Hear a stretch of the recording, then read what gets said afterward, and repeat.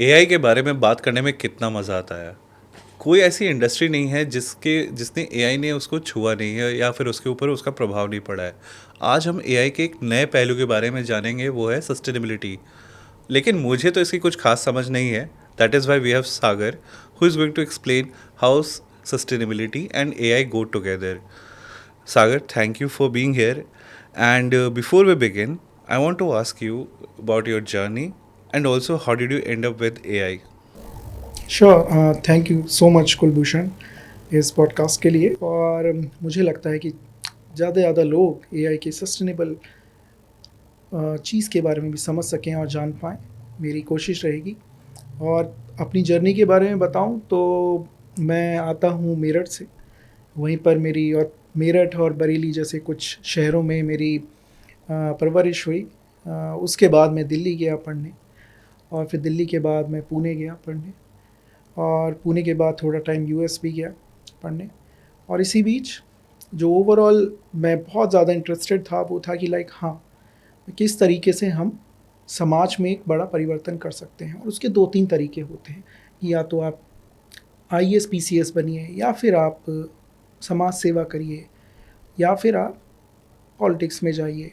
सो उस दौरान जब मैं अपनी पढ़ाई पूरी कर रहा था, एक बहुत बड़ा मूवमेंट चल रहा था इंडिया अगेंस्ट करप्शन का, तो मैंने उसमें भी भाग लिया।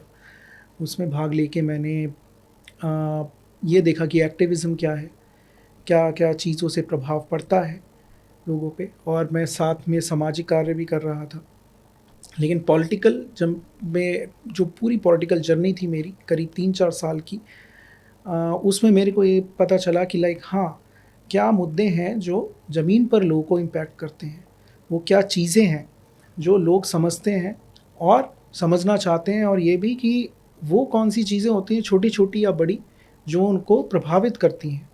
भले ही वो बिजली पानी हो, भले ही वो सड़क हो, हवा हो, है ना। और इवन मैंने देखा कि वो लोग कैसे फ़ोन पे बात करते हैं, अगर वो लोग क्या मैसेज करते हैं वो या नहीं, अगर जब फ़ोन कॉल मिलाते हैं तो क्या नंबर सेव करते हैं या नहीं। ऐसी छोटी छोटी चीज़ें मेरे को पता लगी। क्योंकि जब हम किसी पॉलिटिकल पार्टी में काम कर रहे हैं, अगर आप ज़मीन पे काम नहीं कर रहे हैं तो मुझे लगता है कि वो बेकार है। और मैं ये हमेशा, अब जैसे मैं करंटली मैं पॉलिसी फील्ड में हूँ, सो मैं हमेशा कहता हूँ कि अगर कोई भी इंसान पॉलिसी फील्ड में आना चाहता है या फिर एग्जिस्ट करता है, तो वो एक बार पॉलिटिक्स में ज़रूर जाके देख ले। क्योंकि उससे उसको पॉलिटिक्स से समझ में आता है कि आप ज़मीन पर कैसे चीज़ें उतरती हैं, भले ही सरकार की हो, भले ही राजनीतिक रूप से हो, भले ही सामाजिक रूप से हो। लोग क्या समझते हैं, उनकी क्या चुनौतियां हैं, उनकी क्या समझदारी है, उनकी क्या वो किन चीज़ों से खुश होते हैं, वो क्या छोटी छोटी चीज़ें हैं जो उनको इम्पैक्ट करती हैं। तो इसलिए मेरा हमेशा ये रहता है, बात किसी से भी मैं अगर करता हूँ पॉलिसीज़ में जो भी है। सो मैंने समझा ओवरऑल पॉलिटिकल जर्नी में कि बहुत बहुत बारीक चीज़ें वो क्या है जो लोग लोग समझना चाहते हैं और इम्पैक्ट करती हैं। फिर जब मैं पॉलिटिकल कंसल्टिंग में आया, मैंने काम किया अलग अलग सीएम हाउसेज़ में, मैंने काम किया अलग अलग एमएलएस के साथ, मेंबर ऑफ़ पार्लियामेंट्स के साथ। मैंने गली कूचे के इलेक्शन से लेके, नगर पालिका इलेक्शन से लेके, विधानसभा लोकसभा के इलेक्शन से लेके, और प्रेसिडेंशियल इलेक्शन साउथ एशिया में उनमें भी काम करा। अलग अलग प्रेसिडेंट्स को मैंने कंसल्ट करा। सो ऐसे करीब ओवरऑल एंड ऑल मैंने करीब 80-90 कैंपेन्स में काम करा पिछले 10 से 12 साल में। और जो सबसे इम्पॉर्टेंट चीज़ थी, जो मुझे एक्साइट करती थी, जो मुझे अंदर से लाती थी कि हाँ, ये ऐसी ये एक ऐसा फील्ड है जिसमें मैं रहना चाहता हूँ लंबे समय तक, वो था कि टेक्नोलॉजी किस तरह के से अपने आप में एक बड़ा रूप ले रही थी। जैसे मैं याद करता हूँ 2011 से जब सोशल मीडिया आया था, तो मैंने खुद की अपनी कंपनी शुरू की थी बहुत अर्ली एज में, जब मुझे लगता है कि केवल 20 साल का था और केवल ग्रेजुएट पास आउट था। सोशल मीडिया मैनेजमेंट कंपनी शुरू की थी और बहुत नई चीज़ थी सोशल मीडिया, और फैल रही थी। सो तब से अब तक बहुत विस्तार ले चुका है टेक्नोलॉजी। नई नई टेक्नोलॉजी आई और वो विस्तार लेती गई। सोशल मीडिया ने बहुत सारे इंडस्ट्रीज़ को अपने आप में बूम किया है। इसी तरीके से जब आगे आए, अगर आगे आके देखें, और भी इमर्जिंग टेक्नोलॉजीज़ आई, जिन्होंने अलग अलग इंडस्ट्रीज़ को इम्पैक्ट करा, जैसे ब्लॉकचेन, जैसे एआई। इसी तरीके से मैं ये समझता गया कि हाँ, ये टेक्नोलॉजीज़ कैसे इम्पैक्ट कर रही हैं अलग अलग इंडस्ट्रीज़ को भी, और जिस इंडस्ट्री में मैं था, पॉलिटिक्स, उसको भी। सो मैंने उन्हें अपने कैंपेन्स में भी डाला, टेक्नोलॉजिकल कैंपेन्स में। मैं उनके बारे में लिखता रहा, पढ़ता रहा, अलग अलग अखबारों में, वेबसाइट्स में मैंने लिखा कि कैसे टेक्नोलॉजी इम्पैक्ट कर रही है, देश विदेश में कैसे करेगी, ब्लॉकचेन से कैसे इलेक्शंस हम ट्रांसपेरेंट बना सकते हैं, अकाउंटेबल बना सकते हैं, और प्रोडक्टिव बना सकते हैं, कॉस्ट इफ़ेक्टिव बना सकते हैं। एआई को कैसे इस्तेमाल किया जा सकता है प्रोडक्टिविटी बढ़ाने में। और इसी तरीके से हमने 2020 में भी एक, जो कि दुनिया का पहला पॉलिटिकल यूज़ केस था इलेक्शन कैंपेन में, वो भी हमने ट्राई किया, जिसमें हम एआई वीडियो उनका मल्टीपल भाषाओं में गया। वो अपने आप में पहला यूज़ केस था कि लोकल भाषाओं में किसी एक बड़े नेता का वीडियो इस्तेमाल हो रहा है, और इवन उनकी कंसेंट द्वारा, और आवाज़ भी इस्तेमाल हो रही है। उसके बाद मैं इसमें आर्टिफिशियल इंटेलिजेंस में और रिसर्च करता गया। मैंने कुछ रिसर्च पेपर भी लिखे, बहुत सारे पढ़े, बहुत सारा लिखा मैंने अखबारों में, और ये भी देखा कि पॉलिटिकल इंडस्ट्री को बहुत बड़े प्रभावी रूप से, जैसे कि जब ओपन एआई ने 2022 में चैट जीपीटी की, जब एक बहुत बड़ा बूम हुआ, चैट जीपीटी की कीमतें भी कम हुई, और जब वो एक ऐसा विस्तार ले गया कि हाँ, दुनिया भर में 10 करोड़ लोगों ने उसकी ऐप डाउनलोड कर ली, तो तब से एक बहुत बड़ा बूम आया। और जैसे कि पिछले साल एक बहुत बड़ा साल था इलेक्शन के पर्सपेक्टिव के हिसाब से, 75 इलेक्शंस के करीब थे ओवरऑल दुनिया में। सो तब हमने देखा कि एआई ने कैसा विस्तार लिया। और हाँ, जिस जिस तरीके से एआई विस्तार ले रहा है, तो हम ये देखते हैं कि पूरी दुनिया में आज कोई भी ऐसी कॉन्फ्रेंस नहीं है, कोई भी ऐसी एक पावर टेबल नहीं है जहाँ पर एआई डिस्कस ना होता हो। बहुत बड़ी बड़ी डील्स हो रही हैं, डेटा सेंटर्स इस्टेब्लिश हो रहे हैं, और मुझे लगता है कि ओवरऑल इस पर्सपेक्टिव में जितनी भी एआई या बिग टेक कंपनीज़ हैं, वो एनर्जी कंपनीज़ बनती जा रही हैं। क्योंकि हम देखते हैं कि एआई कंपनीज़ कैसे काम करती हैं, वो एनर्जी पे काम करती हैं। जो भी सारे डेटा सेंटर्स हैं, हम जो भी कुछ डालते हैं, कुछ भी करते हैं, वो डेटा सेंटर के पास जाता है, जिनको एनर्जी की रिक्वायरमेंट होती है। सो ये मैंने इस पर भी रिसर्च शुरू की और करवाई कि हाँ, किस तरीके से एनर्जी कम रहनी चाहिए, और उसको लेस एनर्जी एफिशिएंट बना के एआई को प्रिपेयर करना चाहिए, जिससे हमें बेटर रिजल्ट्स मिले, राइट। सो अभी मैं फ्यूचर शिफ्ट लैब्स का को फाउंडर एंड डायरेक्टर हूँ, और हम लोग रिसर्च करते हैं इमर्जिंग टेक्नोलॉजीज़ पे, जैसे आर्टिफिशियल इंटेलिजेंस है, ब्लॉकचेन है, क्वांटम है, एजेंटिक एआई है। उसका सोसाइटल इम्पैक्ट देखते हैं कि education, health care, agriculture, sustainability, इस पर क्या सोसाइटल इम्पैक्ट है। हम लोग कैपेसिटी बिल्डिंग भी करते हैं, राइट। सो ये मेरी एक छोटी सी जर्नी है। नहीं, it's very fascinating what you have accomplished in such a very short span, and you are relatively young also, right? And one of the things I've always believed, that whatever tech is there, it has to reach to the last citizen of this country, at the lowest spectrum of this society at the moment. And what I strongly believe, that tech is not niche. आज के date में जो technology की जो भी चीज़ें हो रही हैं, जैसे यूपीआई एक छोटा सा डिसरप्शन जो हमारे लाइफ में आया हो, जो आज के डेट में छोटे से छोटे पेमेंट के लिए भी हम लोग यूपीआई यूज़ करते हैं। और ये मुझे लगता है कि हिंदुस्तान की आवाम जो है वो टेक को अडॉप्ट कर सकती है, बशर्ते अगर आपने उसको इतना सिंपल बनाया है, जो एक बड़े कंपनी के सीईओ से लेकर एक जो भी एक नॉर्मल डेली वेज का जो पर्सन जो काम कर रहा है वो भी यूज़ कर सके।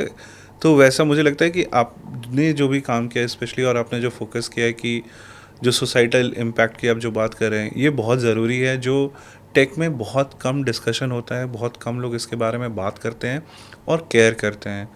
ज़्यादातर फोकस बहुत सारे ग्लैमरस चीज़ों के ऊपर रहता है। ठीक है, एआई है आज के डेट में हेडलाइन हो रहा है, लेकिन एआई का एक्चुअल प्रभाव जो एक आम इंसान पे होता है, ये सारी बातें करना और इसके बारे में जितना डिस्कशन हो, मुझे लगता कम है। और जितने ज़्यादा लोग अवेयर हों इसके बारे में और उसको अपने फ़ायदे के लिए यूज़ करें, नफ़ा नुकसान हर चीज़ का होता है, लेकिन मुझे लगता है कि एक ऐसा डिसरप्शन हमारे साथ हो रहा है और लोगों को शायद रियलाइज़ भी नहीं हो रहा है कि ये बहुत बड़ी चीज़ हो रही है, क्योंकि अनलाइक यूपीआई ये बड़ी इनविजिबल चीज़ है जो एआई है। बहुत ज़्यादा ड्रिफ्ट नहीं होऊंगा मैं अपने इनिशियल कमेंट्स सब्जेक्ट से, और वापस आता हूँ कि जैसे सस्टेनेबिलिटी के बारे में बात करते हैं हम, आपके और भी जर्नी के बारे में भी पूछेंगे। पहले हम जानना चाहेंगे कि जो ये सस्टेनेबिलिटी है और ये एआई है, ये दोनों एक साथ कैसे जुड़ सकते हैं, और एक सिंपल तरीके से समझाना हो कि एक आम इंसान को क्यों इसके बारे में फ़र्क पड़ना चाहिए। अवश्य। सो सस्टेनेबिलिटी अपने आप में एक ऐसा सब्जेक्ट है कि हाँ, किस तरीके से आप पर्यावरण को बेटर रख सकते हो, और उसको सस्टेनेबिलिटी का मतलब क्या होता है कि कोई भी चीज़ कितनी दिनों तक, कितने सालों तक, कितने दशकों तक सस्टेन करेगी, राइट। तो सस्टेनेबल एआई अपने आप में ये दर्शाता है कि हाँ, हमें ऐसे एआई मॉडल्स बनाने हैं, हमें वो एआई क्रिएट करना है जो पर्यावरण पर कम से कम इम्पैक्ट डाले। अब मैं इसका आपको उदाहरण देता हूँ कि किस तरीके से ये हो रहा है। अब जैसे जितनी भी एआई कंपनीज़ हैं, बिग टेक कंपनीज़ हैं, वो डेटा सेंटर्स पे रन करती हैं। बड़ी बड़े चिपसेट्स हैं, जीपीयूज़ हैं, जो इन डेटा सेंटर्स में हैं। और उसके अलावा डेटा सेंटर्स में बहुत सारा डेटा आता है। जब भी कोई चैट जीपीटी से कुछ, सपोज़ मैंने गिबली कोई पिक्चर निकाली, सो वो कमांड जाता है डेटा सेंटर में जो एनर्जी निकालता है। अब एनर्जी निकालने के बाद क्या होता है कि जब डेटा सेंटर से एनर्जी खींची, सो जो भी डेटा सेंटर्स हैं वो हीट अप होते हैं। अब जब वो हीट अप होते हैं, सो उनको कूल डाउन करने के लिए पानी चाहिए होता है, कूलिंग चाहिए होता है, कूलिंग वातावरण। एसी आपके उतना ज़्यादा काम नहीं कर सकते, आप कितनी भी एसी लगा लें, तो उसमें आपको पानी चाहिए, बहुत सारा पानी चाहिए उनको कूल डाउन करने के लिए। इंडिया में अभी के हिसाब से 153 डेटा सेंटर्स हैं, और जो कि मुझे लगता है कि या तो दुगने होंगे या तिगने होंगे आने वाले कुछ 4-5 सालों में, राइट। तो उसी के हिसाब से हमें पानी भी चाहिए होगा। अब ये क्या होगा कि जहाँ पर अगर बड़े बड़े शहरों में हैं ऐसे डेटा सेंटर्स, सो वो उतना ही पानी सोखेंगे, और शहरों में पानी की कमी वैसे ही है, करेक्ट। सो हमें इस तरीके के एआई मॉडल्स, एआई इंफ्रा खड़ा करना है जो सस्टेनेबल रहे, मतलब पर्यावरण पर कम से कम इम्पैक्ट डाले, और इस तरीके के एनर्जी एफिशिएंट, मतलब कि जो कम एनर्जी लेने वाले एआई मॉडल्स हैं वो प्रिपेयर करें, या फिर ऐसा इंफ्रास्ट्रक्चर खड़ा करें। तो हमें इस पर ध्यान देना है। इसमें आपने एक बहुत सही बात बोली कि जिसमें इसमें एनर्जी का कंजम्पशन बहुत ज़्यादा, बहुत ऊर्जा लग रही है। लेकिन मैंने जो ये मैं इसका थोड़ा सा पैरेलल ड्रॉ करता हूँ जो क्रिप्टो करेंसीज से। थोड़ा एक समय ऐसा था जब क्रिप्टो करेंसीज को ग्रीन करेंसी समझने लगे थे लोग, लेकिन बाद में पता चला कि यार इसमें तो काफ़ी वो फॉसिल फ्यूल्स को बर्न करते हैं, सो टेक्निकली उसमें इतना ज़्यादा ग्रीन कोशेंट है नहीं। लेकिन हाँ, कुछ ऐसे एफर्ट्स हो रहे थे, जैसे कहीं पे वोल्केनो एनर्जी यूज़ हो रही है, या फिर कनाडा में कुछ हाइड्रो इलेक्ट्रिसिटी यूज़ कर रहे हैं क्रिप्टो माइनिंग के लिए। सेम गोज़ विथ, मुझे जहाँ तक लगता है, मुझे लग रहा है कि एआई के साथ भी वही समस्या है। अगर इसको ग्रीन बनाना है तो रिन्यूएबल एनर्जी का यूज़ करना पड़ेगा, नहीं तो इन सब, क्योंकि जितना ज़्यादा कंजम्पशन ऑलरेडी इतना ज़्यादा हो चुका है, तो उसके लिए उन्हें जैसे सोलर एनर्जी हो गया या फिर हाइड्रो इलेक्ट्रिक एनर्जी हो गया, और चूँकि ये बहुत ही डेमोक्रेटाइज जैसे डेटा सेंटर्स होंगे इंडिया में, क्योंकि मुझे नहीं लगता एक ही जगह कॉन्सेंट्रेटेड होंगे, और बहुत सारे छोटे छोटे डेटा सेंटर होंगे, कुछ बड़े होंगे, तो उसके लिए काफ़ी रिन्यूएबल एनर्जी पे कितना फोकस है अभी इस समय। तो अभी हिंदुस्तान में दुनिया भर के 3% डेटा सेंटर्स हैं, और जबकि डेटा की डिमांड इंडिया से 20% है, ठीक है।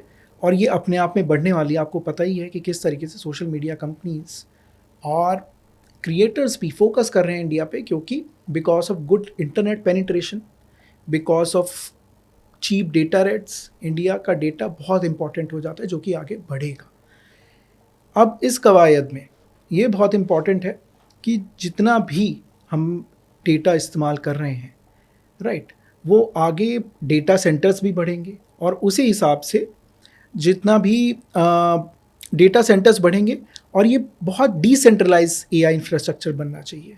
जैसे अभी बड़े बड़े शहरों में है, नोएडा में है सबसे अधिक, मुंबई में है डेटा सेंटर्स, राइट। उसके बाद गुड़गांव में भी हैं, बेंगलोर और हैदराबाद में बहुत सारे हैं, राइट।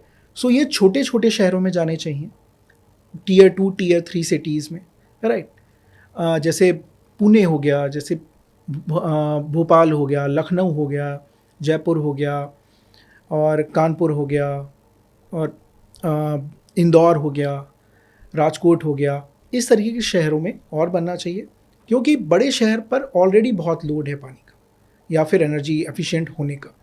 दूसरा कि किस तरीके से लार्ज लैंग्वेज मॉडल्स की जगह स्मॉल लैंग्वेज मॉडल्स बनाने चाहिए। और तीसरा कि बिग टेक और सरकारों को भी ये समझना होगा कि कुछ ऐसे कानून लाने होंगे जिससे एनर्जी कंजम्पशन कहीं ना कहीं, जितने भी डेटा सेंटर्स बन रहे हैं वो डेटा सेंटर्स रिन्यूएबल एनर्जी के थ्रू आएँ।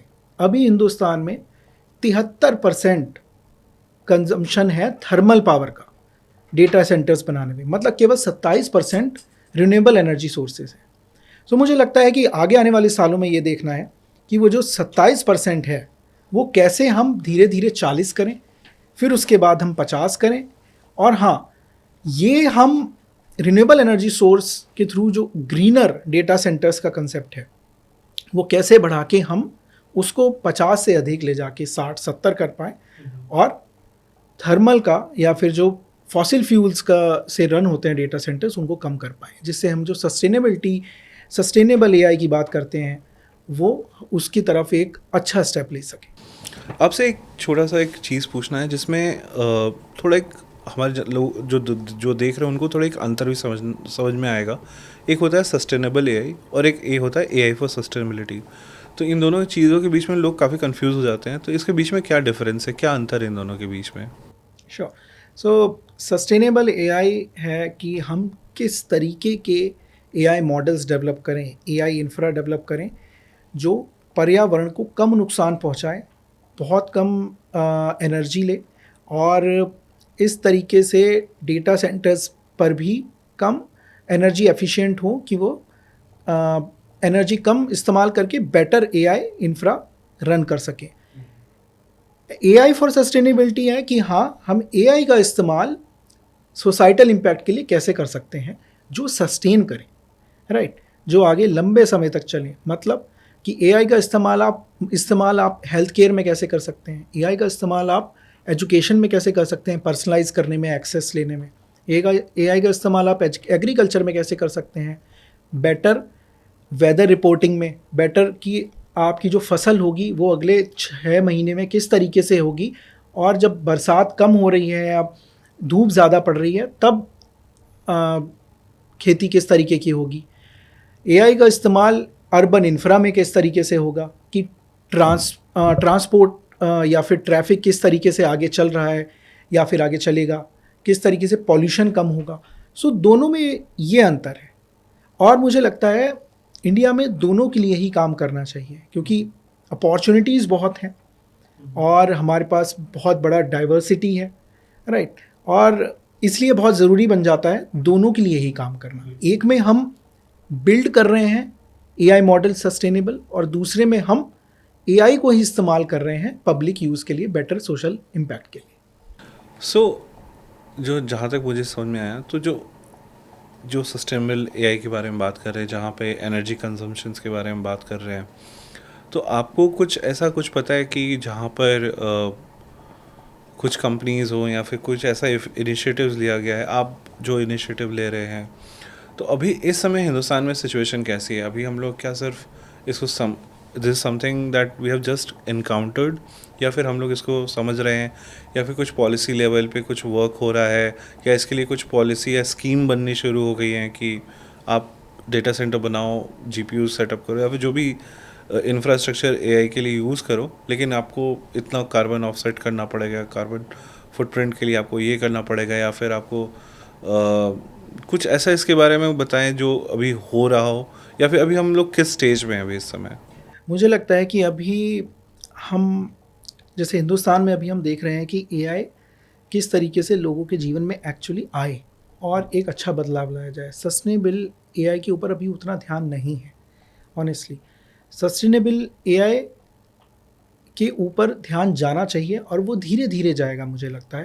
जैसे अभी DPDP एक्ट जो आया है, डेटा प्रोटेक्शन प्राइवेसी एक्ट, सरकार अभी वो लाई है और मुझे लगता है हिंदुस्तान में चीज़ें बहुत स्लो वर्क करती हैं, वो वर्क करती हैं लेकिन उसमें समय लगता है। इंडिया को एक एलिफेंट कहा जाता है क्योंकि उसके उठने में समय लगता है। इस तरीके से यहाँ पर परिवर्तन लाने में समय लगता है और इसीलिए DPDP एक्ट अच्छे से स्ट्रॉन्गर मैकेनिज्म तरीके से इम्प्लीमेंटेशन होने में समय लगेगा। उसके बहुत सारे लूप होल्स हैं, जैसे मैं मानता हूँ सस्टेनेबिलिटी उसका एक लूप होल है। क्यों? क्योंकि कार्बन ट्रैकिंग का कोई उसमें प्रावधान नहीं है, उसमें एल्गोरिथमिक अकाउंटेबिलिटी का कोई प्रावधान नहीं है और किस तरीके से एनर्जी डिस्क्लोजर करें कंपनीज, इसका भी कोई प्रावधान नहीं है। सो ये सारी चीज़ें DPDP एक्ट में लानी होंगी। वो प्राइवेसी के बारे में बात करता है, DPDP एक्ट एनोनिमाइजेशन के बारे में बात करता है, डेटा लोकलाइजेशन के बारे में बात करता है, बहुत अच्छी बात है, लेकिन उसको AI सस्टेनेबल बने, डेटा सस्टेनेबल बने, डेटा ओपन सोर्स रहे, राइट। ये करने के लिए हमें carbon tracking, energy reporting, energy disclosure, इनके बारे में भी बात करनी होगी, जो कि अभी उसमें नहीं है और ये प्रावधान मुझे लगता है समय के साथ आ जाएंगे। लूप होल्स हैं लेकिन वो हमारा टेक इकोसिस्टम इतना स्ट्रांग है हिंदुस्तान का और पॉलिसी इकोसिस्टम और सिविल सोसाइटी इस तरीके से काम करता है कि वो बताता है कि आपने ये गलती की और फिर वो धीरे धीरे सरकार उसका नोटिस लेती है और काम करती है और फिर उसको फाइनलाइज करती है। सो मुझे लगता है कि अभी हम बहुत अर्ली स्टेज में हैं और ये धीरे धीरे लूप होल्स कवर हो जाएंगे। क्योंकि अगर इस बात को मद्देनज़र रखा जाए कि शायद कुछ ही सालों में हम लोगों ने कार्बन न्यूट्रलिटी का भी कर रखा है कि शायद 2050 तक will be achieving it, but मुझे लगता है कि थोड़ा सा AI और consumption energy has thrown some sort of a curve ball. दूसरी चीज़, ये चीज़ समझना चाहता हूँ मैं कि जो AI के बारे में बात करते हैं और आज हम लोग तो शायद AI के एक डिफरेंट एस्पेक्ट के बारे में बात कर रहे हैं, sustainability and everything, but overall अब देखा जाए तो हिंदुस्तान थोड़ा सा पीछे रह गया AI के मामले में, जहाँ पे चाइना हो चाहे US हो, इनफैक्ट काफ़ी ज़्यादा डेवलपमेंट वहाँ पर हो चुका है और ऐसा लगता है कि वो हमसे काफ़ी आगे निकल गया है।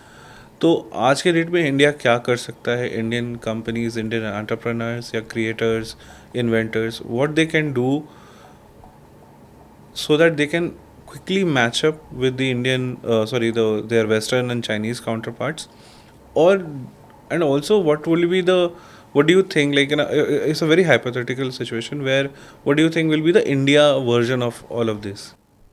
मुझे लगता है कि हम बहुत क्रूशल स्टेज पे खड़े हैं, इंडिया बहुत क्रूशल स्टेज पे है जब हम AI की बात करते हैं। US के पास बहुत बड़ी बड़ी कंपनीज़ हैं, राइट।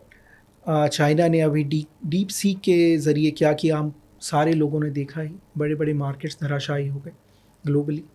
और इंडिया अभी तक मुझे लगता है कि वो बहुत ऑब्जर्व एंड डू स्टेज में था, लेकिन अब हम उस स्टेज पे आ गए हैं कि जहाँ से इंडियन कंपनीज अब बड़ी होना शुरू हो चुकी हैं। अगर आप कोई भी AI इस्तेमाल करते हैं, ChatGPT हो, परप्लेक्सिटी हो, वो आपको डेटा देता है जो कि वेस्टर्न ड्रिवन होता है।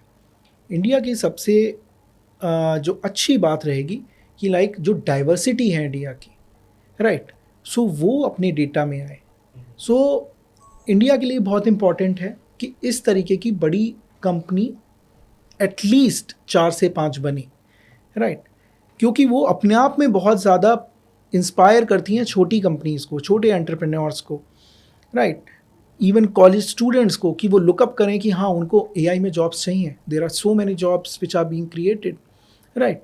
और वो पूरा ओवरऑल इकोसिस्टम बनाती हैं। सरकार के लिए भी बहुत इजी हो जाता है कि किसके साथ काम करना है, किस तरीके से काम करना है, राइट। इसी के साथ AI बहुत सारी जॉब्स निकालता है।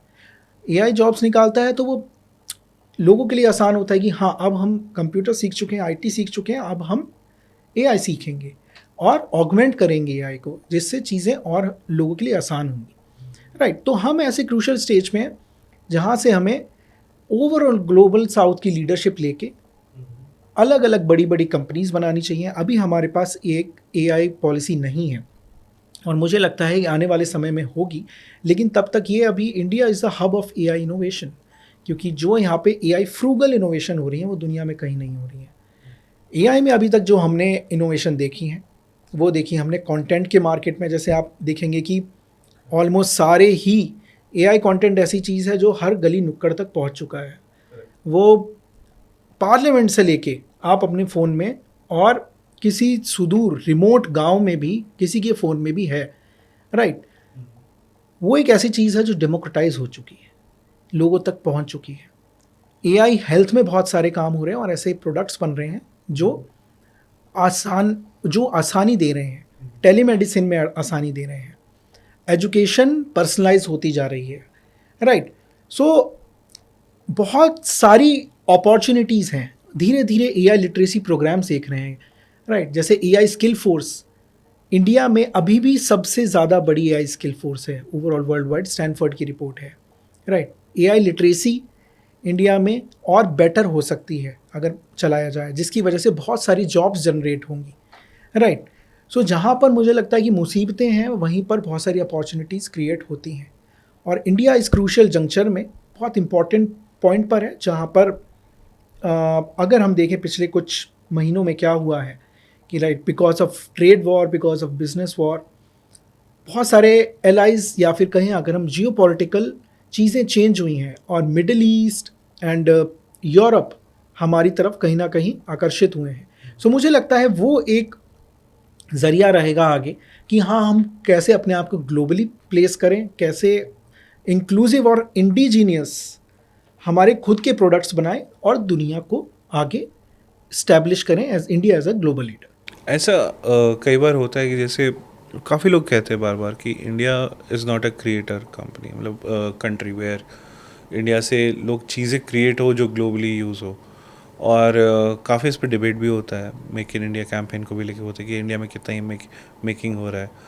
और एआई के केस में भी इंडिया में शायद if you think about it, हमारे पास इतना ज़बरदस्त IT force, talented work pool है, लेकिन वी आर वर्किंग, हमारा जो इंडियन टैलेंट है they are working for lot of western companies, they are building LLMs and AIs for them.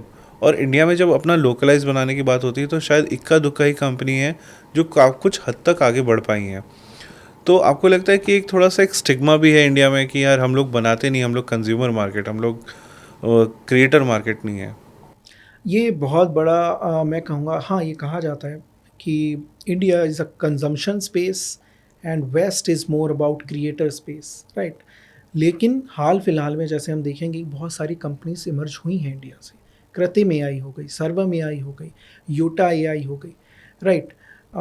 इस तरह की कंपनीज अपने आप में एक स्पेस धीरे धीरे बना रही हैं और जो ऑलरेडी स्टैब्लिश कंपनी थी वो भी एआई स्पेस में आ रही हैं, जैसे जियो हो गया या फिर इन्फोसिस हो गया, राइट, और टीसीएस हो गया।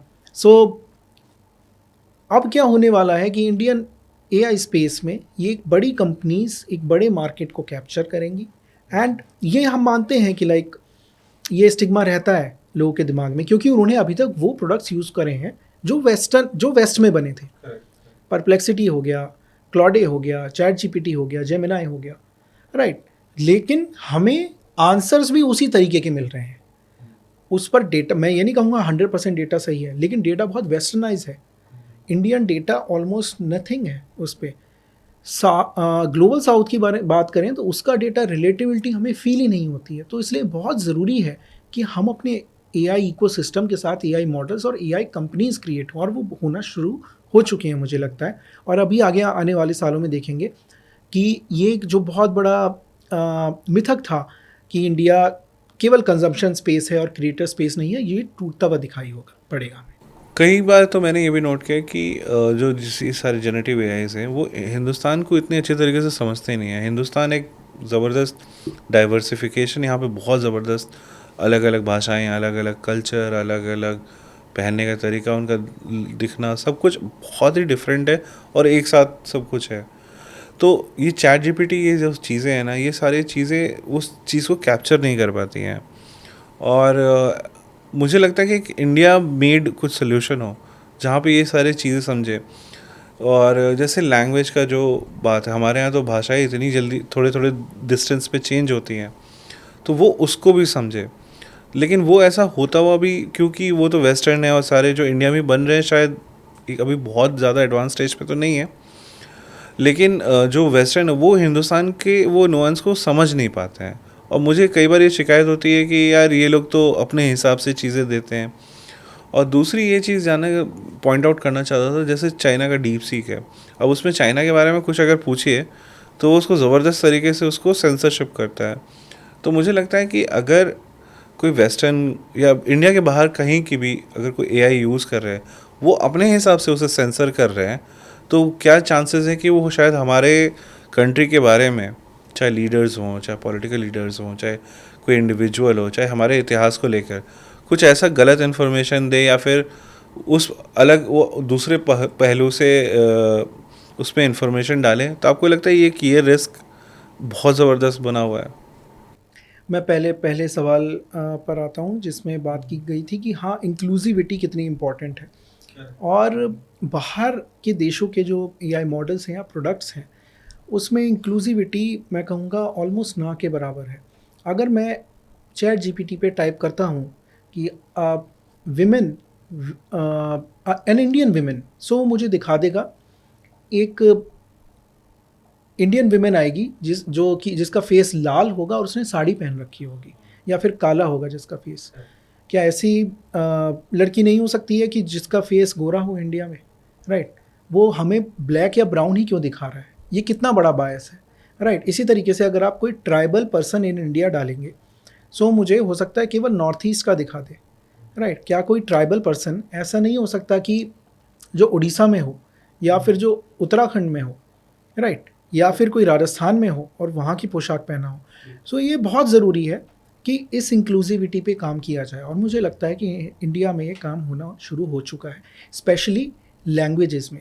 लैंग्वेजेस में इंडिया के पास 3 अभी ऐसी चीज़ें हैं, जैसे अनुवादिनी है, भाषिणी है, जो कि सरकार ने अभी काम करके लोकल लैंग्वेज पे काम किया है, और आईआईटी मद्रास भी एआई फॉर भारत नामक एक लैंग्वेज डेटा मॉडल पे काम कर रही है, जो कि ओवरऑल एआई इकोसिस्टम को इंक्लूसिव बना रहा है भाषाओं के ज़रिए, राइट? सो इंक्लूसिविटी एक ऐसा फैक्टर है जो हमें वेस्टर्नाइज्ड प्रोडक्ट्स एंड मॉडल से अलग बनाता है, राइट? एंड जब मैं बात करूं आपके दूसरे क्वेश्चन की, जिसका मतलब था कि किस तरीके से एआई मैनिपुलेटेड इंफॉर्मेशन अब धीरे धीरे हो सकता है कि एक कंट्री से दूसरे कंट्री में, हाँ, सो वो हम देखेंगे कि होना ऑलमोस्ट शुरू हो चुका है कि बहुत सारी कंट्रीज़ अपने एआई मॉडल्स पे बाकी कंट्रीज़ के लिए ऑलमोस्ट मैनिपुलेटेड कंटेंट के लिए वो एक ज़रिया बन चुका है, राइट? जैसा भी हमने इंडिया पाकिस्तान वॉर में देखा, इतना सारी आईडीज़ थी, ट्विटर आईडीज़ थी, बॉट्स थे, जो कि पाकिस्तान से ऑपरेट हो रहे थे और इंडियन फ्लैग थे उस पर, और वो बहुत ज़्यादा मिस इन्फॉर्मेशन फैला रहे थे।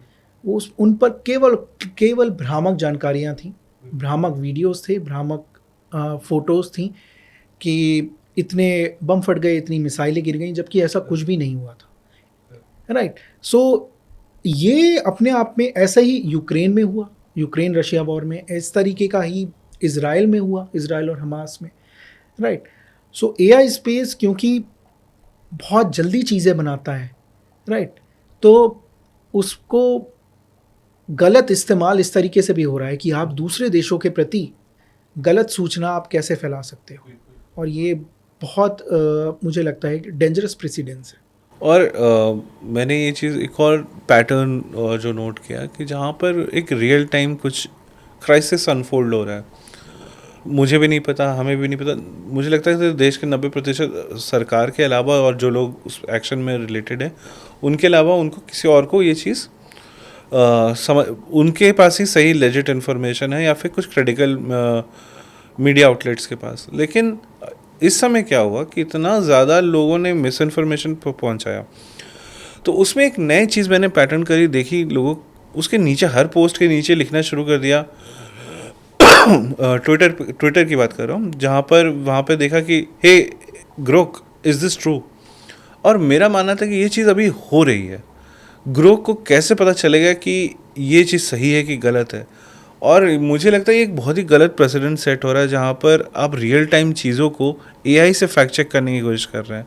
तो आपका इस पर क्या कहना है? जहाँ पर एक एआई से क्या फैक्ट चेक करने पे रिलायबिलिटी होनी चाहिए, या फिर हमें इस तरह के सिचुएशन में क्या एआई का कितना यूज़ नहीं होना चाहिए? मुझे लगता है कि लोग ऐसा करने की कोशिश करेंगे, उनको रोका नहीं जा सकता है, लेकिन हम 100% उस पर निर्भर नहीं कर सकते हैं, राइट? जैसा अभी हमने देखा रियल टाइम में जो भी चीज़ें हो रही हैं, एआई पर हम पूरी तरीके से फैक्ट चेकिंग के लिए निर्भर नहीं हो सकते हैं और होना भी नहीं चाहिए। रियल टाइम वाली चीज़ें, क्योंकि एआई भी अंडरस्टैंड कर रहा है, वो अपने आप को ट्रेन कर रहा है उस डेटा सेट पे कि एक्चुअली क्या हुआ है, और अगर वो 90% डेटा सेट ही गलत है, सो वो उस पर ट्रेंड हो चुका है कि हाँ यही सच है, तो वो आपको फैक्ट चेकिंग करके कैसे देगा? सो मुझे लगता है कि बहुत fact checking real time incidents में बहुत ज़्यादा मुश्किल है, और एआई के ज़रिए तो आ, उस पर बिल्कुल भी भरोसा नहीं करना चाहिए। हाँ, यह इस इन केसेस में बहुत इंपॉर्टेंट हो जाता है फैक्ट चेकिंग कंपनीज़ का रोल। सेकंड, गवर्नमेंट का रोल कि वो किस तरीके से इस मिथ को बस्ट करें कि हाँ जो भी इंफॉर्मेशन आ रही है उसको लोगों को देखना है, और हाँ इस तरीके की कैंपेन्स चलाए कि जिससे लोगों में जागरूकता बढ़े कि फैक्ट चेकिंग क्या है, एआई जनरेटेड कंटेंट क्या होता है, किस तरीके से आसानी से बनता है। वो लोगों को बताना पड़ेगा कि ये बहुत आपको बारीकी से देखना है कि क्या उनके लिप सिंक हो रहे हैं, क्या उनकी आंखें मिल रही हैं, क्योंकि फैक्ट चेकिंग कंटेंट भी इस तरीके इतना रियल बन रहा है, सॉरी एआई जनरेटेड कंटेंट, कि लोगों को समझ में नहीं आ रहा है कि ये असली है या नकली है। और ये ट्रेनिंग सरकार को एक मे बी एक प्रोग्राम के तहत, एआई लिटरेसी के तहत आगे बढ़ानी चाहिए कि जिससे लोग समझ पाएँ अधिक से अधिक।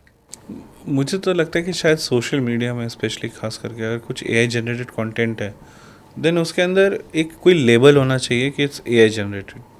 वो ऑटोमेटिकली डिटेक्ट करना चाहिए कि एआई जनरेटेड कंटेंट क्रिएट किया किसी ने, और उसके ऊपर एआई का एक लेबल, जैसे फॉरवर्डेड मैसेजेस में एक पहले लेबल आना शुरू हो गया था, अब बहुत सारे ऐसे इमेजेस हैं जो बड़े हाइपर रियलिस्टिक लगते हैं, या ऑडियो है, डीफेक्स यूज़ करते हैं, और काफ़ी सोफिस्टिकेटेड तरीके से इन लोगों ने इस बार टारगेट किया गया। तो मुझे लगता है कि सोशल मीडिया कंपनीज़ को के ऊपर भी थोड़ी सी जिम्मेदारी होनी चाहिए कि, और इस बार तो मैंने देखा कि सोशल मीडिया कंपनीज जब उनके अपने ओरिजिन कंट्री में कुछ होता है तो बहुत सारे एक्शंस लेते हैं, बहुत सारी चीज़ें करते हैं, बहुत डिफरेंट चीज़ें करते हैं। लेकिन जब इंडिया में जब आता फैक्ट चेकिंग करने का, या फिर चीज़ों को हटाने का, या फिर रिमूव करने का, ये किसान आंदोलन के दौरान भी हम लोगों ने काफ़ी देखा। फिर वो पिछले उससे पहले एक और क्राइसिस हुआ था शाहीन बाग वाला जब सिचुएशन था, उस समय हम लोगों ने देखा कितना फेक न्यूज़ आ रहा है। और ये सारे जो फॉरेन कंपनीज़ हैं वो लोग क्या है कि वो शायद हिंदी में तो डिटेक्ट कर पा रहे हैं, लेकिन अगर कोई उड़िया में हो या गुजराती में हो या फिर कोई लोकल लैंग्वेजेस में हो तो वो उसको उतनी तरीके से कैप्चर नहीं कर पाता। लेकिन उस तरह का फेक न्यूज़ बड़ी जल्दी स्प्रेड करता है, और it could be very devastating for the social fabric of a certain place, you know. कई बार हम लोगों ने ऐसा सुना है कि व्हाट्सएप पे कुछ वायरल हो गया और उसकी वजह से छोटे मोटे झड़प हो गए कहीं पे। करेक्ट। और मुझे लगता है इसीलिए बहुत ज़्यादा जिम्मेदारी बढ़ जाती है सरकार की और बिग टेक कंपनीज़ की।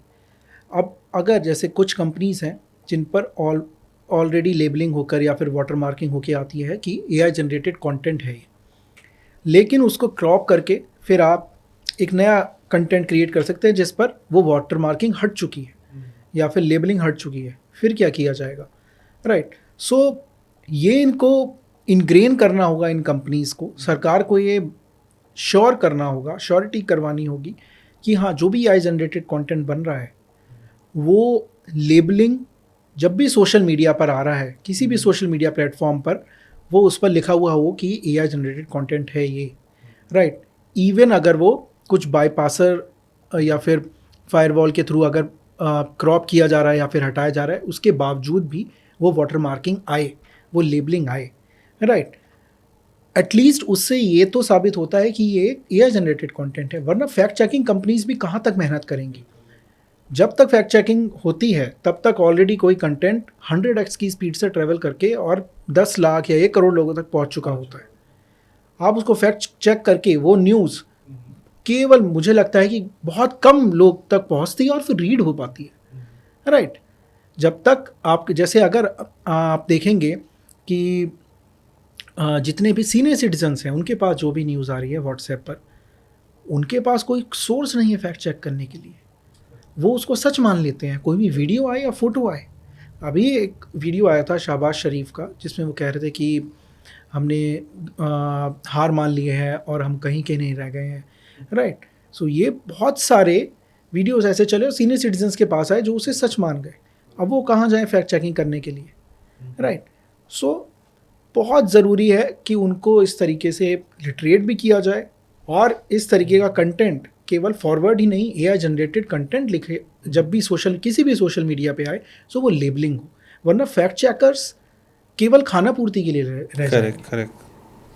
और आपने जो हम लोगों ने कॉन्वर्सेशन के थोड़ी देर पहले आपने बोला है कि एआई नए नए जॉब्स क्रिएट कर रहा है होगा, लेकिन अमूमन लोगों के अंदर ये थॉट प्रोसेस रहता है कि एआई से तो जॉब लॉसेस हो रहे हैं, which seems very likely happening, और इंडिया में स्पेशली काफ़ी लोग एआई से इफ़ेक्ट हो रहे हैं। तो आपका क्या लगता है कि आज के डेट में जो आज का युवा है उसको इस एआई ऑनस्लॉट से कैसे उसको बच के रहना है? क्योंकि अगर एआई जैसे जैसे बेहतर हो रहा है तो काफ़ी नौकरियां मुझे लगता है कि खतरे में हैं या फिर कम हो जाएंगे। कुछ कुछ कंपनियों में तो काफ़ी ले ऑफ्स भी हुए हैं, क्योंकि they have started implementing AI in the place of human people, वो मॉडरेटर या कंटेंट से रिलेटेड हो या फिर चाहे कस्टमर सपोर्ट से हो। तो आपको क्या लगता है कि आज के युवा को कैसे इस चीज़ के थ्रू नेविगेट करना है जहाँ पे एआई उनके बहुत सारे काम खींच रहा है अपनी ओर? मुझे लगता है कि जैसे अब जो भी ये खबरें आई हैं कि जहाँ पर एआई की वजह से ले ऑफ हो गए, क्या वो खबरें आई हैं कि एआई की वजह से, कि उन एआई को चलाने के लिए कितनी जॉब्स क्रिएट की गई, कि अगर 500 जॉब्स ले ऑफ हो गई तो कितनी जॉब्स बनी हैं जिसमें एआई का यूजेज वो एआई ऑगमेंट करने के लिए हुआ है, वो न्यूज़ नहीं आई, है ना। सो हमें ये देखना होगा कि जॉब क्रिएशन हो रहा है, जो एआई आ रहा है, जो एआई आ चुका है, उसको वो ऑगमेंट करने के लिए आया है काम। ह्यूमन रिप्लेस नहीं हो पाएगा, ह्यूमन का अपना काम है, लेकिन हाँ, वो जो एआई प्रोडक्टिविटी बढ़ाने के लिए आया है, टाइम एफिशिएंसी के लिए आया है, उसके लिए भी हमें ह्यूमंस चाहिए, वो ऑगमेंटेशन के लिए। और युवाओं को ये देखना होगा कि वो केवल कोडिंग ही नहीं, जैसे एक टर्म आया आजकल वाइब कोडिंग, कि मैंने एक किसी भी एआई प्लेटफॉर्म पे डाला और मुझे कोड मिल जाएगा, राइट। वो इस्तेमाल करके और आगे बाकी अपने डोमेन पर्सपेक्टिव स्किल इस्तेमाल करके कोई इंसान किस तरीके से अपने जॉब पर्सपेक्टिव देख सकता है, राइट। सो एआई आपको, आप जो काम कर रहे हो उसके लिए सीखना है, राइट। और आपको ये देखना है कि अगर मैं कोई सीईओ हूँ, अगर मैं कोई न्यूज़ पर्सन हूँ, अगर मैं कोई गृहिणी हूँ, अगर मैं कोई शॉपकीपर हूँ, अगर मैं कोई फार्मर हूँ, किसान हूँ, राइट, अगर मैं कोई आशा या आंगनवाड़ी वर्कर हूँ, वो मेरा काम कैसे आसान कर रहा है एआई, राइट। मेरा एग्जिस्टिंग काम, सभी के जीवन में परिवर्तन आ भी चुका है और आने भी वाला है अगले कुछ सालों में, और हिंदुस्तान में बहुत तेज़ी से आ रहा है, राइट। हम देख रहे हैं बच्चे अपना होमवर्क एआई के थ्रू करा रहे हैं, टीचर्स की समझ नहीं आ रहा है कि वो क्या करें, 10 में से 9 असाइनमेंट जो होते हैं वो एआई जनरेटेड होते हैं, राइट। तो यूथ को ये देखना है कि एआई से जॉब्स बहुत सारी निकल रही हैं, एआई पॉलिसी में जॉब्स हैं, एआई ऑडिटिंग में जॉब्स हैं, एआई एथिकल रिपोर्टिंग में जॉब है, राइट। एआई न्यूज़ रूम्स में एआई स्पेसिफिक डोमेन बन चुका है, जैसे politics, sports, government, technology, business का होता था, ऐसे एआई का बन चुका है, राइट। सो हर फील्ड में एआई कुछ ना कुछ इम्पैक्ट कर रहा है। आपको वो स्किल सेट सीखना है कि आप ये टूल्स यूज़ करके या ये कोडिंग यूज़ करके या फिर मशीन लर्निंग सीख के वो अपने काम में कैसे एग्जिस्टिंग इंटीग्रेशन करोगे और अपनी स्किल सेट को बढ़ाओगे, राइट। एजुकेशन इतनी इजी हो चुकी है आज की डेट में, क्या नहीं है, मतलब मुझे लगता है यूट्यूब पे सब कुछ, या फिर इतने सारे पोर्टल्स हैं, सब कुछ है। आप मतलब स्कूल या फिर कॉलेज अगर कोई जा रहा है वो केवल डिग्री लेने जा रहा है, राइट। सारी स्किल्स आपको यूट्यूब पर हैं, आप कुछ भी सीख सकते हैं उससे, पर्सनल फाइनेंस से लेके और आप कोई भी स्पोर्ट्स तक, राइट। सो वो बहुत ज़्यादा ओवरऑल एक पैराडाइम शिफ्ट हम देख रहे हैं, और ये हम नोटिस करेंगे कि बहुत सारी जॉब्स एआई क्रिएटेड होंगी आगे, मतलब जिसमें एआई ऑगमेंटेशन चाहिए ही होगा। सो अब हम बात करेंगे थोड़ा सा एक डिफरेंट आपके लाइफ के एक पार्ट का, जहाँ पे इलेक्शंस और पॉलिसीज़ और इन सब चीज़ों के बारे में बात करेंगे।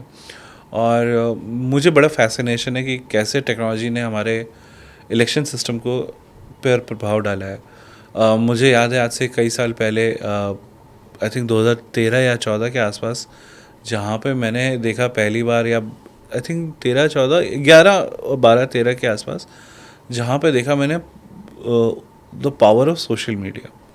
फिर मैंने देखा एक मोदी जी का वो होलोग्राम वाला कंटेंट, और देखा कि इंडिया के इलेक्शन कैंपेन में कैसे WhatsApp became a big tool, right? Abuse is another thing of it, but social media has become a big thing now, right? Elections में तो वहाँ पे तो चलो एक अर्ली प्रेसिडेंट तो सेट हो चुका था, लेकिन अब एआई आने के बाद आपको कैसा लगता है इलेक्शन सिस्टम्स में, या फिर एटलीस्ट कैंपेन वाइज, एआई ने चीज़ें अच्छी कर दी हैं या फिर एआई ने चीज़ें बुरी कर दी हैं?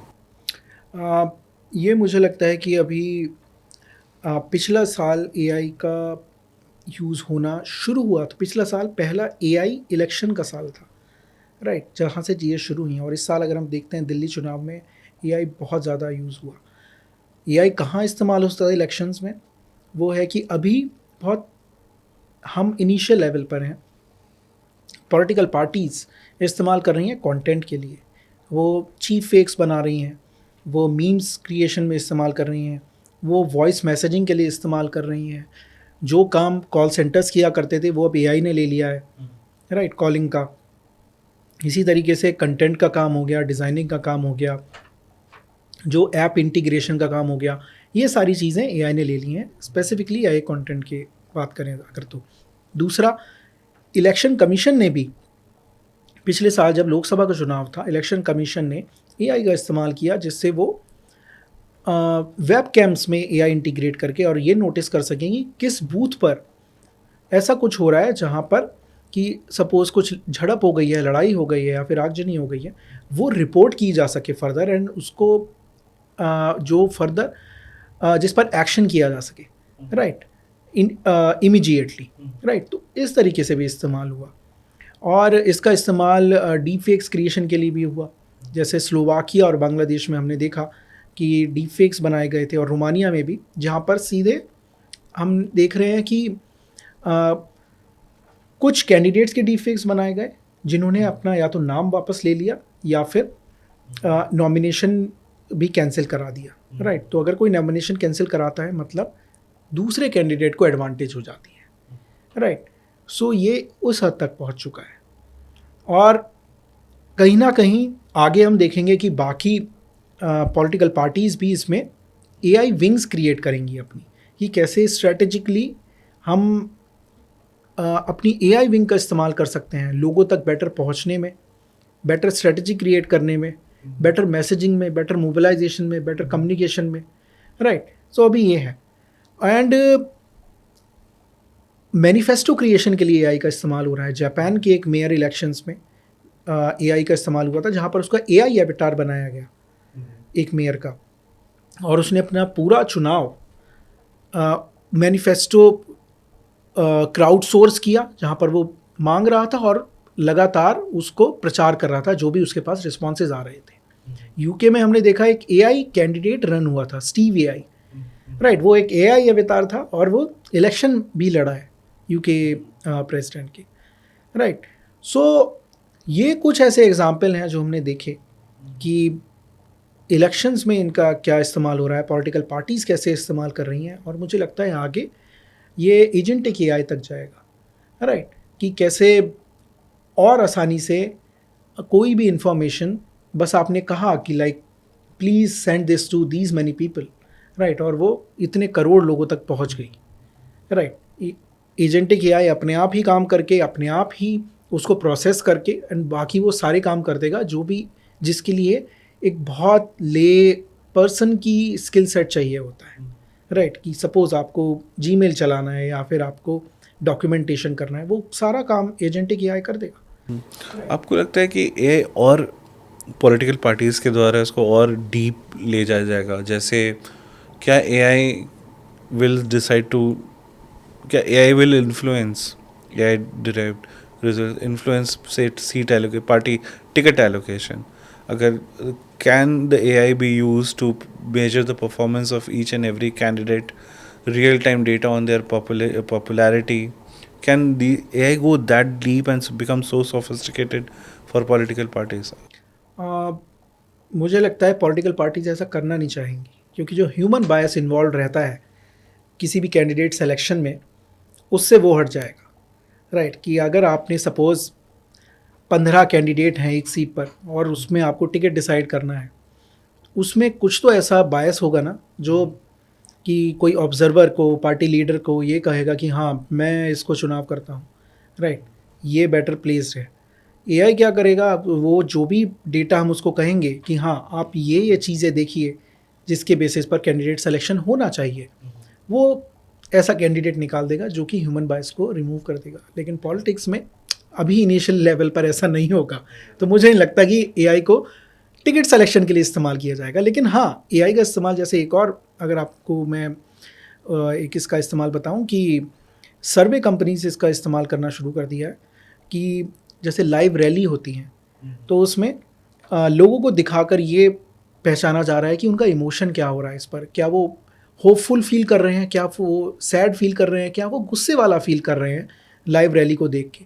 एआई इसको समझ के और लाइव फीडबैक देता है, लाइव एनालिसिस देता है, जिसके बेसिस पे इवन पॉलिटिकल लीडर अपनी स्पीच को लाइव ट्वीक भी कर सकता है, राइट। और इसी तरीके से कि अगर सपोज कोई एआई लीडर, कोई पॉलिटिकल लीडर किसी रैली में बोल रहा है, वो वहाँ पर बोल रहा है हिंदी में, राइट, लेकिन एआई का इस्तेमाल करके आप उसको लाइव ही पंजाब में पंजाबी में सुन सकते हैं with the same intonation, Orissa में उड़िया में सुन सकते हैं, राइट। सो ये सब एआई कर सकता है और करने लगा है। आपने एक और टेक्नोलॉजी के बारे में बात करेंगे जो और हमारे डेमोक्रेसी में, जैसे ब्लॉकचेन से ड्रिवन इलेक्शन पोलिंग करने के लिए। आई थिंक इंडिया में भी काफ़ी बात हुई थी। As far I remember Microsoft ने कुछ हद तक उसमें प्रोग्रेस किया था या फिर कुछ ट्रायल भी किया था। But do you think blockchain based, where it's something like this can be experimented in India? Do you think that will settle down all these allegations of, अभी जो चलता है कि यार हमें सीट कम मिल गया या फिर हमें ये मिल गया, रिजल्ट्स गड़बड़ हैं? Do you think that blockchain is a solution? मुझे लगता है कि कोई भी नई टेक्नोलॉजी आती है, उसको स्पेस बनाने में, उसकी समझ विकसित करने में लोगों में एक से 1.5 दशक का टाइम लगता है। जैसे अब वो समझ ईवीएम के लिए विकसित हो चुकी है। ईवीएम किसी भी तरीके से एकदम, उसमें कोई लूप होल नहीं है, राइट, लेकिन ये एक शक की गुंजाइश रहती है बाकी पॉलिटिकल पार्टीज़ की कि किस तरीके से वो जो रिज़ल्ट आ रहा है उस पर डिस्ट्रस्ट कहीं ना कहीं बनाया जाए, क्रिएट करा जाए। सो उसके लिए ब्लॉकचेन एक अच्छा सॉल्यूशन है, क्योंकि वो एकदम फ्रॉड प्रूफ है। उसमें आपको रिजल्ट्स तुरंत मिलते हैं, उसमें आप कोई फ्रॉड नहीं कर सकते, कोई मैनिपुलेशन नहीं कर सकते, राइट। एंड वो आपके इलेक्शन प्रोसेस को भी कॉस्ट इफ़ेक्टिव कर देगा और उसमें रिसोर्सेज भी कम यूज़ होंगे। सो मुझे लगता है कि हाँ, ये ट्रायल किया जाना चाहिए। एटलीस्ट पोस्टल बैलेट्स जिनके लिए हम करते हैं, जैसे सेना के ऑफिशियल्स हो गए, या फिर जो लोग बाहर रह रहे हैं वो हो गए, या फिर जो लोग फिज़िकली डिसेबल्ड हैं वो लोग हो गए, उनके लिए किया जाना चाहिए कि जिससे वो एटलीस्ट या तो मोबाइल के थ्रू या फिर एटलीस्ट बूथ में एक पीसी के थ्रू जाकर वोट कर सके अपने, और वहाँ अंडरस्टैंडिंग कि वहाँ पर ब्लॉकचेन हो। तो वो ऐसे कुछ पायलट इलेक्शन कमीशन ने किए भी हैं, राइट, लेकिन वो फर्दर आगे नहीं बढ़ पाए। बट हाँ, मुझे लगता है कि down the line emerging technologies के थ्रू इलेक्शन का जो फ्यूचर है वो ब्लॉकचेन से ही जाता है। अच्छा, एक बड़ा HR वाला सवाल, आपको क्या लगता है AI जिस तरह से इंडिया के में एक्सपैंड हो रहा है, आपको क्या लगता है अगले 4-5 सालों में इसका क्या फ्यूचर है? मुझे लगता है कि फ्यूचर बहुत बड़ा है और अपने आप में ये बहुत सारे परिवर्तन लाने वाला है। कंपनीज़ में हम देख रहे हैं कि चीफ AI ऑफिसर्स नियुक्त हो रहे हैं, राइट। हम ये देख रहे हैं कि AI पॉलिसीज़ क्रिएट हो रही हैं कंपनीज़ की, राइट। AI लिटरेसी मिशंस बन रहे हैं जिससे लोगों को AI के बारे में बताया जाए, राइट। स्टेट अपनी AI पॉलिसी ला रही हैं कि कैसे अलग अलग इंडस्ट्रीज़ में हम इंटीग्रेट करें AI को। राइट। गवर्नमेंट अपनी वर्कफोर्स को एआई की कैपेसिटी बिल्डिंग सिखा रही है। राइट, अभी हमने देखा जो इंडिया पाकिस्तान का वॉर हुआ उसमें भी एआई इंटीग्रेट हुआ था कि जो प्रिसीजन था ड्रोन्स का वो एआई के ज़रिए प्रिसीजिव किया गया। राइट, और इवन मिसाइल्स का, और मिस इन्फॉर्मेशन भी फैलाई गई एआई के ज़रिए। राइट, सो इसका मैं देखता हूँ कि एजुकेशन पे बहुत बड़ा इम्पैक्ट पड़ेगा। राइट, एंड उतनी ही जॉब्स क्रिएशन होंगी।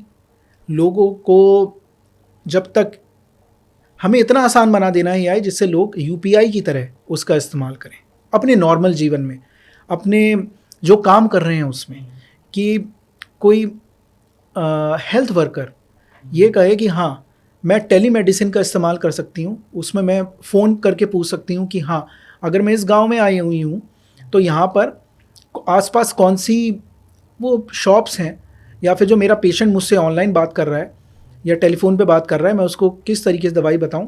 राइट, तो यहाँ पर एआई हेल्प कर सकता है। कोई ई रिक्शा वाला इस तरीके से हेल्प ले सकता है कि वो कौन से समय है जहाँ जब वो सवारी लेता है तो सबसे अधिक सवारी उतरती हैं और वो कॉस्ट इफ़ेक्टिव करवा सकती हैं उसकी सवारियों को। तो काफ़ी कुछ प्रीएम्प्टिव चीज़ें हो सकती हैं एआई के मदद से। और जैसे आपने शुरुआत में हम लोगों ने डिस्कस किया था कि एआई हेल्थ में कैसे हेल्प कर सकता है, मुझे लगता है कि हेल्थ स्पेस में काफ़ी कुछ हो सकता है। जैसे मान लीजिए कोई एपिडेमिक होता है, जैसे कभी कभी क्या होता है डेंगू फैल गया, तो दे कुड गेज कि इस एरिया में इस डेमोग्राफी के लोग हैं जो उनका एक्सपोजर यहाँ पर है या फिर वो वाटर एरिया के पास है, तो मलेरिया हो या फिर इन सब चीज़ों को, तो they can quickly go and preemptively work there. या फिर उनको पता हो ये डेमोग्राफिक वल्नरेबल है उस चीज़ से, they can go and work. मुझे एक तो one of the use cases which I see governance में, मुझे लगता है कि काफ़ी हद तक AI will become if implemented the way we are anticipating and we are hoping. जैसे हम देख भी रहे हैं कि गवर्नेंस में बेंगलोर इस्तेमाल कर रहा है for easing out the transport and public traffic. Right, हम देख रहे हैं कि स्मार्ट ग्रिड इंटीग्रेशन में टाटा पावर इस्तेमाल कर रहा है एआई को। राइट, और इसी तरीके से इरिगेशन में इस्तेमाल हो रहा है जिससे वाटर इनटेक अलग अलग क्रॉप्स में या लैंड में ठीक तरीके से हो सके। राइट, एग्रीकल्चर में वेदर फोरकास्टिंग के लिए इस्तेमाल हो रहा है, या फिर अगर पैदावार को कीड़े लगते हैं तो वो कौन से समय है जब उनको दवाई छिड़की जाए। राइट, कि वो कीड़े कम लगें या फिर ना लगें। सो ये ऐसे यूज़ केसेस हैं। एजुकेशन में इस्तेमाल हो रहा है कि हम बच्चे की स्किल सेट और इंटरेस्ट के हिसाब से उसको पर्सनलाइज ट्रेनिंग या एजुकेशन कैसे दे सकते हैं। करेक्ट, और इसी तरीके से हम देख रहे हैं कि इवन जैसे अर्बन इंफ्रा में इस्तेमाल हो रहा है कि वेस्ट सेग्रीगेशन में आप एआई का इस्तेमाल कीजिए और ये देखिए कि हाँ वो कितनी जल्दी आपको करेक्ट करके देता है। और बहुत सारी म्यूनिसिपैलिटीज़ ने करना शुरू भी कर दिया है। क्राइम में इस्तेमाल हो रहा है कि लाइक क्राइम डिटेक्ट करने में एआई का इस्तेमाल हो रहा है। पुलिस यूज़ कर रही है यूजिंग कैमरास, जिसकी वजह से बहुत सारे जो क्रिमिनल्स है वो पकड़े जाते हैं या फिर उनकी शिनाख्त हो जाती है कि ओके ये क्रिमिनल लास्ट यहाँ देखा गया था। लेकिन एक फिल्म आई थी बहुत पहले, माइनॉरिटी रिपोर्ट, जहाँ पे दे कुड प्रिडिक्ट कि क्राइम होने वाला है। करेक्ट। तो काफ़ी it's very the world would be very fascinating if it is implemented the way we are expecting and hoping, right? आपको जाने देने से पहले कुछ हल्के फुल्के सवाल है। Would you prefer AI knowing everything about you or knowing nothing about you at all? मैं कहूँगा कि हाँ, मतलब बहुत कुछ तो जान ही चुका है एआई हमारे बारे में। राइट, बट मैं हाँ कि हम पर्सनल डिटेल्स नहीं डिस्क्लोज़ करनी चाहिए। मैं कहूँगा कि थोड़ा काफ़ी कुछ जान चुका है, बट हाँ मैं पर्सनल डिटेल्स कभी डिस्क्लोज़ नहीं करता। मैं अपनी बात बताऊँ, मैं तो काफ़ी कभी ऐसा पर्सनल डिटेल तो नहीं, लेकिन मुझे लगता है कि शायद जितना डेटा मेरे बारे में है या फिर जैसे धीरे धीरे, तो AI can guess an outline of how I am operating, because बाहर का डेटा है और मैं खुद बहुत डेटा इंटर खुद ही कर रहा हूँ। तो मुझे लगता है कि maybe at some point AI will start guessing my profile, you know, मुझे जो लगता है। Second thing is how often do you use gen AI, chat GPT या जेमिनी या जो भी आप यूज़ करते हो, ग्रोक या कुछ भी, आप कितना डेली लाइफ में आपका कितना इम्पैक्ट होता है? एज सच इम्पैक्ट नहीं होता है, बट मैं हाँ ये देखने के लिए करता हूँ एआई का यूजेज कि हाँ क्या ये मॉडल पिछले मॉडल से बेटर है, क्या ये इमेज क्रिएशन और वीडियो क्रिएशन कितनी बेटर है, राइट। रोज़ एआई में कुछ ना कुछ इनोवेशन हो रहा है, सो वो टेस्ट करने के लिए मैं एआई का यूज़ करता हूँ।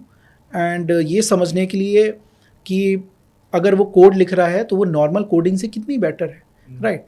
सो to understand the comparison between human creation and the latest AI development and AI innovation, I use most of the AI tools. Can you spot an A I generated content, like पढ़ के आपको पता चल जाता है कि ए आई ने लिखा है? बहुत हद तक हाँ, क्योंकि कुछ ऐसी चीज़ें हैं जो वो लिखता है, राइट, जैसे अंडरस्टैंडेबली बहुत लिखता है, राइट, और कंसर्निंग बहुत लिखता है, और हाँ इन एन एरा। सो वो बहुत इजी होता जा रहा है कि परप्लेक्सिटी का थोड़ा सा मैं कहूँगा कि हाँ मतलब नहीं समझ पाता हूँ कि किस तरीके से वो कर रहा है, क्योंकि वो काफ़ी अलग अलग तरीके से लिखता भी है। बट हाँ एआई जनरेटेड कंटेंट बहुत इजीली समझ में आता है, और एआई इमेजेस, जैसे मैं एआई इमेजेस और वीडियोस एआई जनरेटेड बहुत इजीली कैच कर लेता हूँ, क्योंकि बहुत सारे टूल्स यूज़ किए हैं मैंने, बहुत सारे गेम्स खेले हैं, सो अब मैं पता लग गया है, राइट। और क्योंकि मैं खुद इस फील्ड में रहा हूँ एआई जनरेटेड कंटेंट में, सो मैं समझता हूँ कि हाँ वो क्या चीज़ें हैं, कि अगर कोई फ़ोटो है वो बहुत शाइनी है अगर, तो वो एआई जनरेटेड है, राइट। अगर कोई वीडियो है उसमें अगर आँखें बॉडी के हिसाब से नहीं हिल रही हैं या ज़्यादा हिल रही हैं, तो वो एआई जनरेटेड वीडियो है, मास्क किया गया है एक फ़ोटो, राइट। लेकिन ये मेरे पेरेंट्स के लिए और मे बी मेरे 10 साल बड़े भाई के लिए बहुत मुश्किल है समझना कि एआई जनरेटेड नहीं है, और वो सच मान लेते हैं।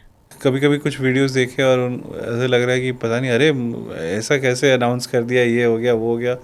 अभी बीच में किसी ने ऐसा कोई वीडियो बनाया था जो, तो मेरे घर में जो हाउस हेल्प आती हैं वो बोली, भैया क्या लॉकडाउन फिर से लग रहा है?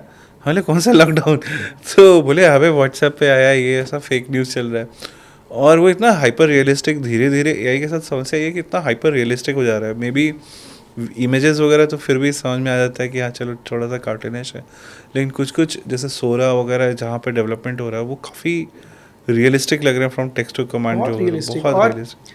जो आई थिंक बहुत इजीली अवेलेबल टूल्स हैं, ओपन सोर्स टूल्स हैं, उसके ज़रिए जो भी डीप फेक क्रिएटर्स हैं या एआई क्रिएटर्स हैं, आप देखोगे इंस्टाग्राम पे हज़ारों ऐसी आईडीज़ हैं।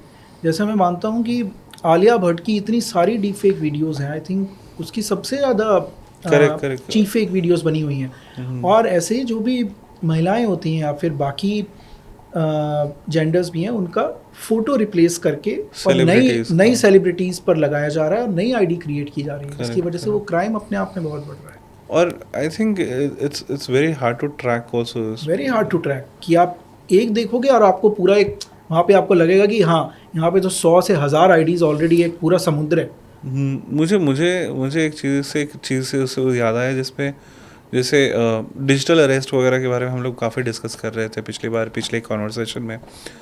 तो वो क्या करते हैं कि एक तो पहले वो इतनी हाइपर रियलिस्टिकली चीज़ें करने लगते हैं वो, जैसे अगर कोई मेरे पेरेंट को मेरी ही आवाज़ सुनाई देने लगे तो उनके लिए तो वो तो बहुत जल्दी, क्योंकि since they are already in panic, क्योंकि उनको ऐसा कुछ देता है कि आपके बच्चे के साथ ऐसा वैसा, तो वो ऑलरेडी वो पैनिक में रहते हैं और उनको ऐसा रियलिस्टिक चीज़ें बताने लगते हैं कि ये आपका एसएमएस आ गया है या फिर ऐसा कुछ पार्सल आ गया है। तो मुझे लगता है कि एक नए तरीके के क्राइम्स भी देखने जो साइबर क्राइम से रिलेटेड या ड्रिवन है, एक नया चीज़ देखने को मिल रहा है।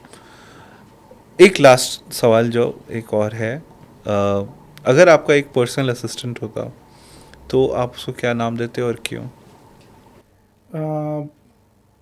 एक्चुअली एक पर्सनल असिस्टेंट बनवा लिया है मैंने, और वो एजेंटिक एआई सॉल्यूशन है, और उसको मैंने बनवाया अपने एक दोस्त के द्वारा। और वो क्या करता है कि बहुत बेसिक काम कर रहा है अभी वो, जिसमें आई थिंक मेरी बहुत एनर्जी जा रही थी, बहुत एफर्ट्स, कि वो डॉक्यूमेंटेशन करता है और वो प्रेजेंटेशन क्रिएट करता है, बहुत अमेजिंग, क्योंकि वो मेरी ही प्रेजेंटेशन पे ट्रेंड है, ठीक है। एंड वो ईमेल्स लिखता है जस्ट लाइक कि जैसे जो वर्ड्स मैं यूज़ करता हूँ, जो कि बहुत आम बोलचाल के शब्द हैं, राइट। अभी उसका नाम नहीं रखा है, लेकिन हाँ, जैसे मतलब बहुत सारे दोस्त मेरे को लाइक सागर भाई बोलते हैं, जिसमें एंड में AI आता है, सो मे बी शायद वो रखूँ, राइट। या फिर जैसे जारविस बड़ा अच्छा शब्द है ना, जो कि बहुत यूज़ होता है, सो मुझे बहुत एक्साइटिंग लगता है जारविस, राइट। सो वो भी एक प्यारा शब्द है। तो मतलब मैं तो जारविस रखना चाहता हूँ, लेकिन हाँ, मेरे आसपास के लोग कहेंगे कि लाइक इसका नाम सागर भाई रख दो, क्योंकि इसमें AI भी आ रहा है। भाई में AI है, हाँ। देयर इज़ नो भाई विदाउट AI। राइट। ठीक है। थैंक यू सो मच आज हमसे बात करने के लिए। हम लोगों ने काफ़ी डिफरेंट चीज़ों के बारे में बात किया। जितना मैं तैयारी करके आया था उससे ज़्यादा बात किया हम लोगों ने, और कई कई चीज़ें, बड़ी नई चीज़ें हमें सीखने को भी मिली। एंड आई एम श्योर जो लोग देख रहे हैं उन्हें भी काफ़ी कुछ नया जानने को मिला होगा आज। सागर, बहुत बहुत धन्यवाद हमारे साथ जुड़ने के लिए। और मैं उम्मीद करता हूँ कि हम लोग दोबारा मिले, दोबारा बैठकर इस एजेंटिक AI के बारे में क्या डेवलपमेंट है, भाई दादा कब बनता है, मुझे जानना है, मुझे जानना है कि कैसा उसका प्रोग्रेस है। तो शायद हम लोग दोबारा मिलेंगे और काफ़ी जो चीज़ों को हम लोगों ने शायद पूरी तरीके से डिस्कस या छू के हम लोग निकल गए टॉपिक्स को, हम लोग उस पर ज़्यादा डीप डाइव करेंगे। आशा करता हूँ कि आपको भी काफ़ी मज़ा आया हो हमसे बात करके। मेरे को बहुत मज़ा आया, मेरे को इतने अच्छे सवाल मिले, क्योंकि बात ये होती है कि हाँ, हम इस तरीके से आराम से बात कर सकें, बैठ के AI पे बात कर सकें, नई चीज़ों पे बात कर सकें, एजेंटिक AI होगा, सस्टेनेबल AI हो गया, राइट। और वो चीज़ आगे स्प्रेड हो सके, राइट। तो वो अपने आप में कन्वर्सेशन बिल्ड होना, एक बहुत बहुत थैंक यू कहना चाहूँगा कुलभूषण आपको, कि आपके इस मंच पे आके मुझे बहुत मज़ा आया और बहुत अच्छा हमने बातचीत की और कन्वर्सेशन किया। Thank you so much Kulbhushan, thank you.